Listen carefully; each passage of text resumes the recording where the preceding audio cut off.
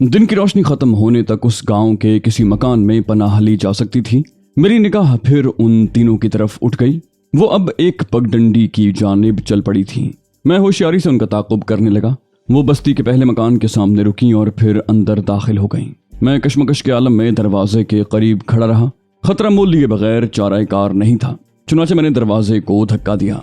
दरवाजे को बंद नहीं किया गया था, लेकिन दरवाजे के दूसरी तरफ कोई मौजूद था। ये छोटी बच्चियों में से एक थी जो मुझे देखकर अजीब सी आवाज में चीख पड़ी।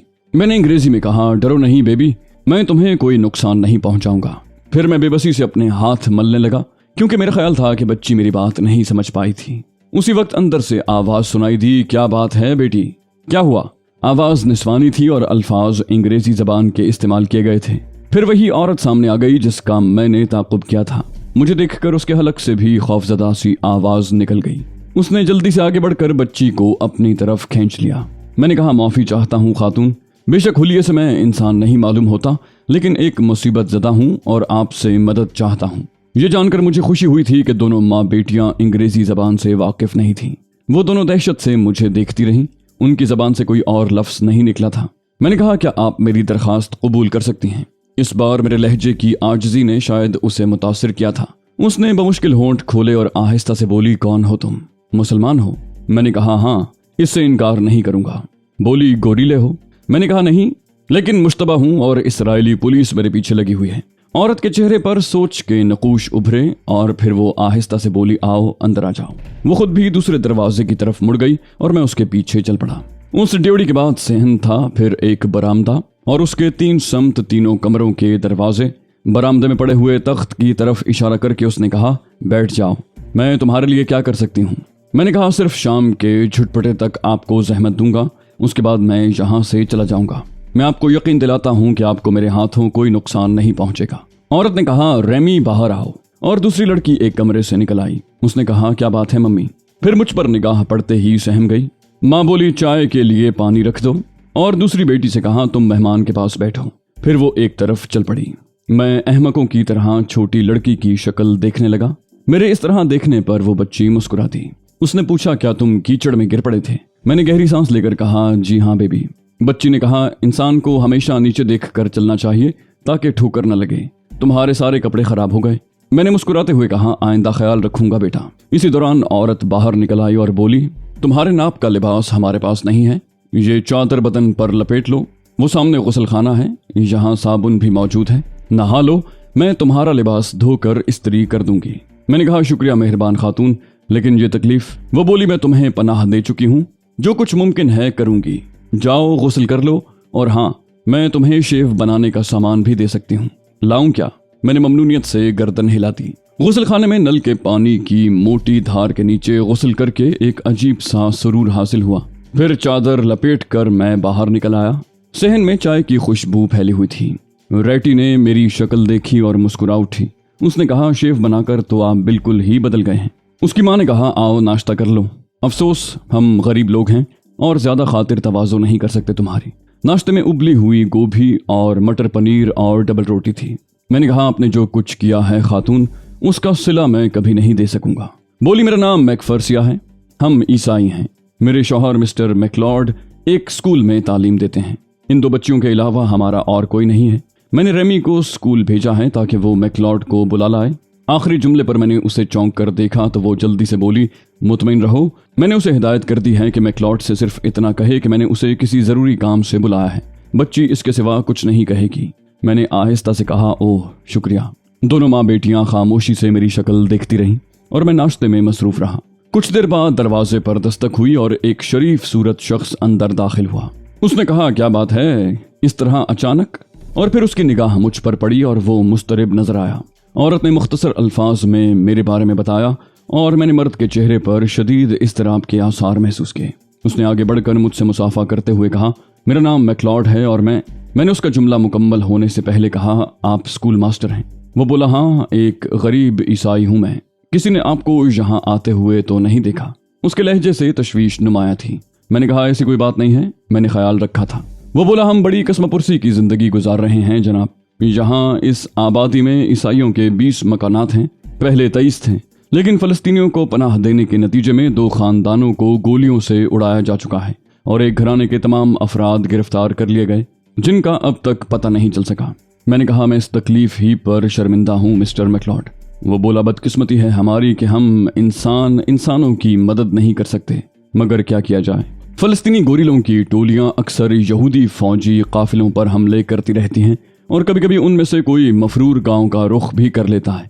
लेकिन अब बस्ती के ईसाई भी मोहतात हो गए हैं और किसी गोरिले को पनाह नहीं देते। अगर किसी को शक भी हो गया तो हमारा पूरा खानदान मास्टर खुश्क गले को तर करने लगा। मैंने कहा, मैं अभी यहाँ से चला जाऊंगा, मैं आपके इस छोटे से खानदान को। औरत ने बात दरमियान में काट दी, बोली, मैकलॉड, तुम्हें मेहमान से ऐसी गुफ्तगू नहीं करनी चाहिए, हम इसे पनाह देंगे खा कुछ भी हो जाए। मैकलॉड बोला, मेरा मतलब ये नहीं था डार्लिंग, मैं तो ये मालूम करना चाहता था कि किसी ने इन्हें देखा तो नहीं है। तुम्हें तो इल्म है कि यहूदियों की तो बात ही दूसरी है। हमारे दूसरे हम मजहब, यहाँ तक के बाज मुसलमान किसान भी उनके खौफ से गोरिलों को पनाह नहीं देते। यहूदी फौजी किसी भी लम्हे मामूली से शक पर बस्ती के एक एक मकान की तलाशी ले डालते हैं और उसके बाद बड़ी दरिंदगी होती है।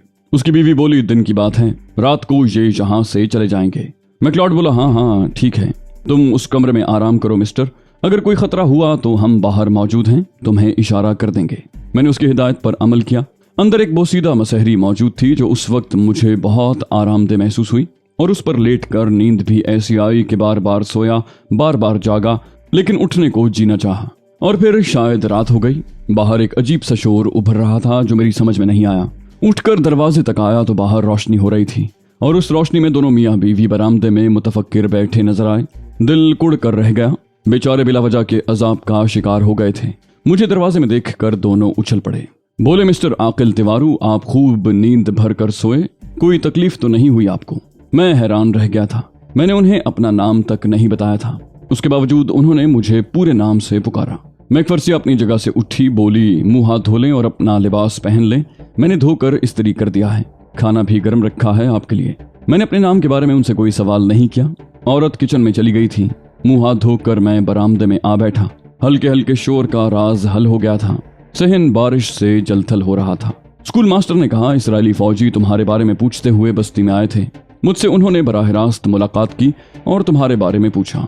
मिस्टर आकिल तिवारू, यही नाम है तुम्हारा? मैंने कहा, हाँ यही नाम है। वो बोला, आम यहूदी अफसरों से बिल्कुल मुख्तलिफ था वो शख्स जो उन लोगों की कमान कर रहा था। उसने मुझे एक मुअज़्ज़ज़ पेशे से मुंसलिक देखकर यकीन कर लिया था कि मैं झूठ नहीं बोल रहा। मैंने कहा, उसका नाम आर्गोन तो नहीं था? स्कूल मास्टर ने फीकी सी मुस्कुराहट से कहा, भला ये पूछने की जुर्रत किस में थी? उसी वक्त मैकफर्सिया खाना लेकर आ गई। वो दोनों खाना खा चुके थे। लड़कियां सो गई थीं। खाने के बाद गर्म कहवे की 2 प्यालियां पीने के बाद मैंने कहा, अब मुझे इजाजत दें मुअज़्ज़ज़ दोस्तों, मैं तुम्हारे इस एहसान को कभी नहीं भूलूंगा। मैकफर्सिया ने आस्ता से कहा, काश हम तुम्हें कुछ दिन मेहमान रहने की दावत दे सकते। मैंने शुक्रगुजार निगाहों से दोनों मियाँ बीवी को देखा और फिर दरवाजे की तरफ चल पड़ा। मैकलॉड मुझे बाहर तक छोड़ने आया था। दरवाजे से बाहर निकलकर उसने कहा, हमारी दुआएं तुम्हारे साथ हैं, लेकिन अगर तुम उनके हाथ आ जाओ तो हमारा नाम मत लेना। मैंने उसका शाना दबाते हुए कहा, जिंदगी की कीमत पर भी नहीं, और खुद को मूसलाधार बारिश और तारीक रात के हवाले कर दिया। बादल गरज रहे थे, बिजली कौंधती तो दूर दूर तक इलाका रोशन हो जाता। खेतों में पानी भर गया था, जगह जगह फिसलन हो रही थी। मैं किसी न किसी तरह पक्की सड़क पर पहुंच गया और फिर तन बतकदीर आगे बढ़ गया। कपड़े तो बाहर कदम रखते ही शराबोर हो गए थे। मैं आगे बढ़ता गया। तारीकी का ये सफर बड़ा तकलीफ दे था। मैं खुद को भूल गया था और आवारा रूह की मानिंद आगे बढ़ रहा था। बारिश की रफ्तार में अब भी कोई कमी पैदा नहीं हुई थी। बूंदें मोटी मोटी थी और मुझे यूं महसूस हो रहा था जैसे चारों तरफ से संगबारी हो रही हो। लेकिन मैं उस सफर को मुलतवी नहीं कर सकता था। चलता रहा किसी नामालूम मंजिल की तरफ। फिर मुझे ये अंदाजा भी न रहा कि मैं कितनी दूर निकल आया हूँ। चौंका उस वक्त जब एक तेज चमक का एहसास हुआ जो आसमान पर नहीं जमीन पर नमूदार हुई थी। सफेद तेज रोशनियां जो बारिश के पानी की चादर को चीरती हुई मेरे पूरे वजूद को लपेट में ले चुकी थी, चारों तरफ फैल गईं। और फिर कुछ आवाजें, उसके बाद कुछ नहीं, सिवाय मुहीब और तारीक सन्नाटे के जो मेरे जहन पर मुहित हो चुका था। होश गुम हो चुके थे। दोबारा शऊर की दुनिया में वापसी हुई तो देखा अतराफ में लकड़ी की बनी हुई दीवारें थीं और बदन के नीचे साफ सुथरा बिस्तर। फिर दीवारें आहिस्ता आहिस्ता अपनी जगह से सरकने लगीं और कमरा घूमता हुआ महसूस हुआ। आंखें बंद की तो किसी कदर सुकून हो गया। कमरा नहीं घूम रहा था बल्कि मेरा सर चकरा रहा था। मैंने दोनों हाथों से सर थाम लिया और खुद को पुरसुकून रखने की कोशिश की तो दिमाग में टीसें सी उठने लगी। मालूम नहीं उसकी वजूहात क्या थी। आखिर आहिस्ता आहिस्ता जहन साफ होने लगा। उस कैफियत में कुछ एतदाल सा पैदा हुआ और एक बार फिर आंखें खोलकर अतराफ का जायजा लेने की कोशिश की। तभी निगाह उन कोनों पर पड़ी जिन्हें गर्दन घुमाकर ही देखा जा सकता था। कोनों में 2 आदमी स्टेन गन ताने पत्थर के बुत्तों की मानंद खड़े हुए थे। उनके जिस्मों पर मौजूद वर्दी देखकर जहन में फौरन इसराइली सिपाहियों का नाम गूंजा और ये अंदाजा लगाने में मुश्किल न हुई कि मैं इसराइली फौजियों के कब्जे में हूँ। दिल चाहा कि आंखें बंद करके सब कुछ भूल जाऊं। गिरफ्तारी का एहसास बहुत जानलेवा था। मेरा मिशन तो यही था कि आकिल तिवारू के नाम से अपने निशानात छोड़ता चला जाऊं और उन लोगों को इस तरह चकरा दूं कि वो असल आकिल तिवारू के बारे में छानबीन न कर सकें। मेरी गिरफ्तारी इस प्रोग्राम में शामिल नहीं थी, लेकिन जिन लोगों को अहमक बनाने के लिए मैं यहाँ दाखिल हुआ था वो भी इंसान ही थे और मैं किसी भी तरह उन पर फौकियत नहीं रखता था। काफी देर इसी तरह गुजर गई। फिर कुछ आहटें सुनाई दी। उनमें दरवाजा खुलने की आवाज भी शामिल थी और फिर चंद अफराद मेरे नजदीक पहुंच गए। उन्होंने झुककर मुझे देखा। मैंने आंखें बंद नहीं की थी। एक चौड़ा चकला और किसी कदर दुरुस्त चेहरे का मालिक शख्स मेरे बिल्कुल नजदीक था। उसने मेरे शाने पर हाथ रखा। दबाव इंतहाई सख्त और गैर दोस्ताना था। फिर उसकी आवाज उभरी, बिलाखिर तुम हमारे चुंगल में फंस गए आकिल तिवारू। मैंने इंतहाई कोशिश करके अपने आप को काबू में रखा। दिल ही दिल में मुसरत के कंवल खिल गए थे। गोया मैं उन्हें ये यकीन दिलाने में कामयाब हो गया हूँ कि मैं आकिल तिवारू ही हूँ। इसके अलावा कम से कम ये शख्स इस बात से वाकिफ नहीं है कि आकिल तिवारू दोहरी शक्ल इख्तियार कर चुका है। इस बात से ये भी साबित होता था कि वो गिरफ्तार नहीं हुआ। चंद लम्हात के बाद उसने कहा, तुम शायद समझते थे आसानी से हमें धोखा देकर इसराइली सरहदों से निकल भागोगे, लेकिन ये कैसे मुमकिन था। उसके लहजे में बेपनाह तंज था। फिर उसने दरवाजे के पास खड़े हुए मुसल्ला सिपाहियों को अपनी जबान में कुछ कहा और उनमें से एक सिपाही सैल्यूट करके दरवाजे से बाहर निकल गया। दूसरा सिपाही अलबत्ता बदस्तूर मुझ पर स्टेन गन ताने अपनी जगह खड़ा रहा। मैं खामोशी से आने वाले लम्हात का इंतजार कर रहा था और सोच रहा था कि आकिल तिवारू की हैसियत से अब मुझ पर क्या बीतेगी। जाहिर है वो लोग उसके बदतरीन दुश्मन थे। वो उनके एटमी राज चुरा कर फरार हो रहा था। तकरीबन 5 या 7 मिनट गुजर गए और उसके बाद 2 इसराइली सिपाही अंदर आ गए। उन्होंने अपने ऑफिसर के इशारे पर मुझे बाजुओं से पकड़कर नीचे खड़ा कर दिया और फिर आहिस्ता आहिस्ता दरवाजे की तरफ बढ़ने लगे। स्टेन गन बरदार सिपाही मेरे पीछे चल रहे थे। बाहर लाकर मुझे एक गाड़ी में बिठाया गया और गाड़ी स्टार्ट होकर आगे बढ़ गई। गाड़ी में मेरे साथ वही ऑफिसर और 2 मुसल्ला सिपाही मौजूद थे। बाकी गाड़ी के अगले हिस्से में थे। अकबी खिड़की खुली हुई थी और उसके पीछे मोटरसाइकिलों पर इसराइली सिपाही आते हुए नजर आ रहे थे। अंदाजे के मुताबिक तकरीबन 3 मील का सफर तय किया गया और फिर मुझे एक ऐसे इलाके में लाया गया जहां ताहद निगाह बैरकें बिखरी हुई थी, लकड़ी की बनी हुई मखसूस साख्त की बैरकें। गाड़ी से उतारकर मुझे एक बैरक में ले जाया गया और यहाँ भी मेरे लिए एक बिस्तर मुहैया कर दिया गया। वही दोनों मुहाफिज यहाँ भी मेरे ऊपर मुसल्लत थे। ऑफिसर चला गया था। फिर एक डॉक्टर उस ऑफिसर के साथ अंदर आया और उसने मेरा मुआयना शुरू कर दिया। उसने मेरे बदन की हड्डियां बजा बजा कर मुझे देखा, नब्ज देखी, दिल की हरकत देखी और उसके बाद ऑफिसर से आहिस्ता से कुछ कहा जिस पर उसकी आंखों में खूंखार सी कैफियत पैदा हो गई। उसने डॉक्टर का शुक्रिया अदा करके उसे वापस भेज दिया। फिर वो मेरी तरफ देख कर बोला, हाँ तो मिस्टर आकिल तिवारू यही नाम है ना तुम्हारा, या तुम इससे इनकार करते हो? मैं खामोशी से उसकी शक्ल देखने लगा। उसकी आंखों में नफरत की चिंगारियां नजर आ रही थीं। बोला, तुम समझते थे कि हमारे सीनों में छुरा घोंप कर आसानी से यहाँ से निकल जाओगे। तुम तसव्वुर भी नहीं कर सकते कि तुम्हारी तकदीर में कितनी बदतरीन मौत लिखी हुई है। काश मुझे इसकी इजाजत होती। फिर उसने बाहर की जानिब रुख करके इसराइली जबान में किसी से कुछ कहा और उसके बाद मेरी आवभगत शुरू हो गई। घूंसे, लातें और थप्पड़, यही उन लोगों के पास मेरे स्वागत के लिए था। मारपीट के लिए उन्होंने मुझे एक तंग सी कोठरी में बंद कर दिया जिसकी छत बहुत नीची थी। मुझे खुशी थी कि मैं आकिल तिवारू की हैसियत से गिरफ्तार हुआ हूँ। काश मेरा मकसद पूरा हो जाए और आकिल तिवारू को यहाँ से निकलने का मौका मिल जाए। मैंने एक गहरी सांस ली और कोठरी के एक कोने में जमीन पर बैठ गया। मुझे कोठरी की दीवारों पर मुख्तलिफ नाम लिखे नजर आ रहे थे। ये यकीनन वो लोग थे जो उस कोठरी में कैद रहे थे। उन नामों से मुझे दिलचस्पी पैदा हुई और मैंने कई नाम उन दीवारों पर पढ़े जो कैदी फलस्तीनियों के थे। मैंने उन नामों पर उंगलियां फेरी और दीवारों को ठोक बचाकर देखने लगा। दीवारें लकड़ी की थीं और सालखुर्दगी ने उन्हें इतना मजबूत नहीं रहने दिया था कि वो तोड़ी ना जा सकें। لیکن جیسے انتظامات یہاں پر تھے، اس کی موجودگی میں یہاں سے نکل بھاگنا آسان کام نہیں تھا۔ کم وقت بھوک پھر لگ رہی تھی اور حلق میں پیاس کی شدت سے کانٹے ابھر آئے تھے۔ میں اپنے اس قید خانے کے دروازے پر پہنچ کر زور زور سے دروازہ بجانے لگا اور چند لمحوں کے بعد باہر سے بھاری جوتوں کی آواز سنائی تھی۔ پھر کسی نے دروازہ کھولا اور ایک دیو قامت سپاہی ہاتھ میں سیاہ رنگ کا ریوالور لیے نظر آیا۔ اس کی شعلہ برساتی ہوئی آنکھیں مجھے گھور رہی تھیں۔ اس نے ٹوٹی پھوٹی انگریزی زبان میں پوچھا، کیا مصیبت نازل ہوئی ہے تم پر؟ میں نے کہا، مصیبت کے بچے، مجھے شدید پیاس لگی ہے، پانی پلاؤ۔ سپاہی نے 2 قدم پیچھے ہٹ کر ایک لات میرے دروازے پر ماری اور میں الٹ کر کوٹھری کے درمیانی حصے میں جا گرا۔ خون کی ایک پتلی سی دھار میرے ہونٹوں سے نکل پڑی۔ سپاہی اپنی زبان میں گالیاں بک رہا تھا، اس کی آنکھوں میں نہایت صفاقی تھی۔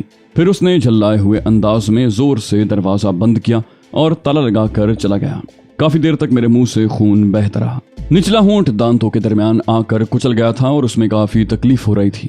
وقت گزرتا رہا، میں کوٹھری کے اندر بھوکا پیاسا پڑا رہا۔ کسی نے میری خبر گیری نہ کی۔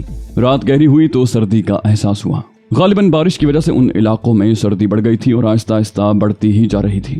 مجھے اپنے بدن میں کپکپی کا احساس ہونے لگا۔ اس صورتحال سے نمٹنے کے لیے میں نے وہی طریقہ اختیار کیا جو انتہائی قدیم تھا، یعنی کوٹھری میں کسی وحشی چیتے کی مانند ٹہلنا اور دوڑنا شروع کر دیا۔ ہر چند کہ یہ دوڑ صرف چند قدم کی ہی ہوتی تھی، لیکن بالآخر میرا بدن گرم ہونے لگا۔ بھوک اور تھکاوٹ اور بڑھ گئی تھی۔ اس ورزش سے دل چاہ رہا تھا کہ زور زور سے چیخوں کر رہا ہوں، لیکن اس سے کوئی فائدہ نہ ہوا سوائے اپنی کمزوری کے اظہار کے۔ رات کے نہ جانے کون سے پہر تک یہ کیفیت رہی۔ طویل رات کم وقت ختم ہونے کو ہی نہیں آتی تھی۔ ختم ہو بھی جاتی تو کیا فائدہ ہوتا؟ میرے لیے تو اب قید و بند کی صحبتوں کے علاوہ کچھ بھی نہیں تھا۔ دیکھنا یہ تھا کہ اونٹ کس کروٹ بیٹھتا ہے۔ خدا خدا کر کے صبح ہوئی، ذہنی کیفیت اعتدال پر نہیں رہی تھی۔ جب خوب سورج نکل آیا تو بیرک کا دروازہ کھلا اور چند مسلح سپاہی اندر گھس آئے۔ انہوں نے ٹھوکریں مار مار کر مجھے باہر نکالا اور بیرک کے بالکل نزدیک کھڑی گاڑی میں بٹھا دیا۔ گاڑی چل پڑی۔ کم بختوں نے اس چیز کی ضرورت ہی محسوس نہیں کی تھی کہ کھانے پینے کے لیے بھی کچھ دے دیں۔ فلسطینیوں کے ساتھ ان لوگوں کا یہی سلوک ہوتا تھا اور وہ انہیں انسان سمجھنے کے قائل ہی نہیں تھے۔ گاڑی کا سفر طویل اور جان لیوا تھا۔ کئی بار بھوک سے غشی طاری ہوئی اور پھر ہوش آ گیا۔ یوں محسوس ہوتا تھا کہ طویل رات کی مانند یہ سفر بھی اتنا ہی طویل ہے۔ بارہا جی چاہا کہ ان لوگوں پر ٹوٹ پڑوں، لیکن گاڑی میں بٹھاتے ہی انہوں نے میرے ہاتھ پاؤں بری طرح کس دیے تھے اور میں گاڑی کی سیٹوں کی بجائے درمیان میں فرش پر پڑا ہوا تھا۔ کبھی کوئی زوردار بریک لگتی یا جھٹکا لگتا تو میرا سر یا بدن کے دوسرے حصے سیٹوں سے ٹکراتے، لیکن کسی کو اس کی پرواہ نہیں تھی۔ بلکہ ایک کم بخت سپاہی نے تو اور بھی ظلم کیا۔ اس نے اطمینان سے اپنا بھاری بوٹ میرے پیٹ پر رکھ دیا۔ توہین، جھنجھلاہٹ اور بے بسی کے احساس نے میری آنکھوں میں نمی سی پیدا کر دی تھی، لیکن ایک فائدہ بھی ہوا تھا۔ پیٹ دبنے سے بھوک کا احساس تھوڑی دیر کے لیے ختم ہو گیا۔ بالآخر یہ جان لیوا سفر ختم ہوا اور اس بار جب مجھے گاڑی سے باہر نکالا گیا تو میں نے اپنے آپ کو ایک فوجی عمارت کے احاطے میں پایا۔ اندر لے جا کر مجھے ایک کمرے میں بند کر دیا گیا، لیکن جہاں بستر وغیرہ موجود تھا۔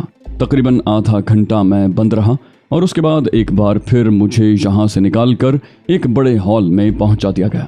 ہال میں ایک گول میز بچھی ہوئی تھی اور اس کے اطراف کئی اسرائیلی آفیسرز بیٹھے ہوئے تھے۔ انہوں نے یک کے بعد دیگرے میرا جائزہ لیا۔ ان کے چہرے سنجیدہ اور سپاٹ تھے۔ درمیان میں بیٹھے ہوئے آفیسر کے شانوں پر لگے ہوئے نشانات اور سینوں پر آویزاں تمغوں کی قطار سے مجھے اندازہ ہوا کہ وہ جنرل کا عہدہ رکھتا ہے۔ اس کے سامنے ایک فائل کھلی ہوئی تھی اور وہ اس کی ورق گردانی میں مصروف تھا۔ کمرے میں موت جیسی بھیانک اور اعصاب شکن خاموشی پھیلی ہوئی تھی۔ مجھے کرسی پر بٹھا دیا گیا۔ میں بے حس و حرکت تھا اور میرے حلق سے آہستہ آہستہ کراہیں سی نکل رہی تھیں۔ بالآخر جنرل نے میز پر ہاتھ رکھا اور میرے چہرے کی طرف نگاہیں جماتی۔ کیا تم میرے سوالات کا جواب دینے کے لیے تیار ہو؟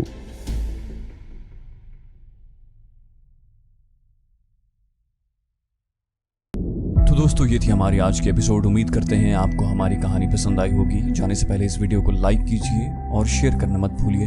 کامنٹ کر کے ہمیں بتائیے کہ آپ کو ہماری ویڈیو کیسی لگی، اور اگر ابھی تک آپ نے اس چینل کو سبسکرائب نہیں کیا تو اسے سبسکرائب کیجئے اور بیل آئیکن دبا کر آل نوٹیفیکیشنز آن کر لیجئے۔